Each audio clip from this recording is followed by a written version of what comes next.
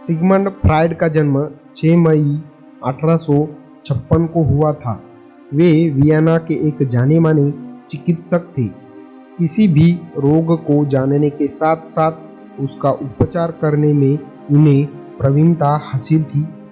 कोई भी कार्य या रोग अकारण नहीं होता, वे ऐसा मानते थे।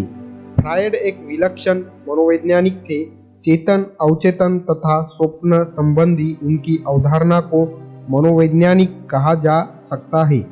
यह निश्चित रूप से कहना होगा कि फ्रायड ने मानव मन एवं उसकी भावनाओं का अत्यंत सूक्ष्मता और गहराई से न केवल अध्ययन किया था और उसके उपचार के भी अपने तरीके खोजे थे। फ्रायड को मनोवैज्ञानिक का जन्मदाता कहा जाता है। आइए सुनते हैं उनके कुछ अनमोल विचार। कभी कभी सिगार बस एक सिगार होता है। अगर तुम नहीं कर सकते हो तो छोड़ दो। हाँ, अमेरिका बहुत बड़ा है, लेकिन एक बहुत बड़ा दोष है। प्रेम और काम, काम और प्रेम, बस यही तो है। जिस तरह किसी को आस्था के लिए मजबूर नहीं किया जा सकता, उसी तरह किसी को नास्तिकता के लिए भी मजबूर नहीं किया जा सकता। ज़्यादातर लोग वास्तव में स्वतंत्रता नहीं चाहते, क्योंकि स्वतंत्रता के साथ जिम्मेदारी आ जाती है और ज़्यादातर लोग जिम्मेदारी से डरते हैं। मनुष्य तब तक शक्तिशाली है जब तक वह किसी सशक्त योजना का प्रतिनिधित्व करता है, और जब वह इसका विरोध करता है तो निर्बल हो जाता है। हर जीवन का लक्ष्य मृत्यु है। मनुष्य जितना सोचता है उससे कहीं ज़्यादा नैतिक है, और वह इतना अनैतिक है कि वो उसकी कल्पना भी नहीं कर सकता। एक दिन वर्षों का संघर्ष बहुत खूबसूरत तरीके से तुमसे टकराएगा।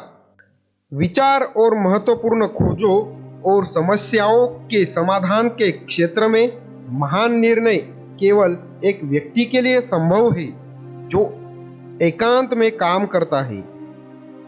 लालसा और अभाव के रूप में प्रेम आत्मसम्मान को कम करता है।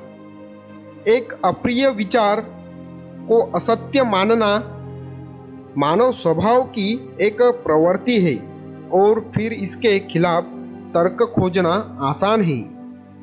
नहीं, हमारा विज्ञान कोई भ्रम नहीं है, लेकिन एक भ्रम यह मान लेना होगा कि विज्ञान हमें जो नहीं दे सकता वह हमें कहीं और मिल सकता है। आपकी कमजोरियों में से ही आपकी ताकत आएगी। स्वप्न बाह्य प्रकृति के दबाव से आत्मा की मुक्ति है। जब हम प्यार करते हैं तो हम कभी भी दुख के खिलाफ इतने रक्षाहीन नहीं होते। स्वयं के प्रति पूरी तरह ईमानदार होना एक अच्छा व्यायाम है।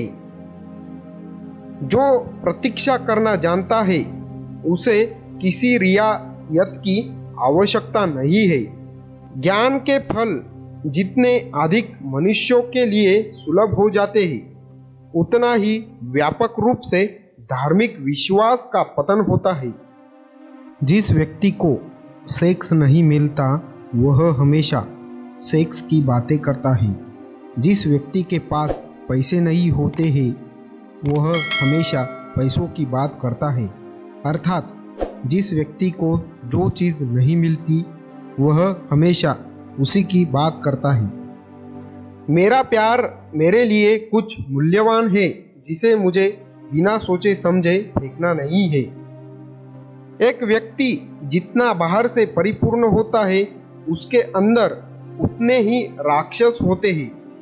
जब किसी के पास वह नहीं होता जो वह चाहता है तो उसे वही चाहिए जो उसके पास है।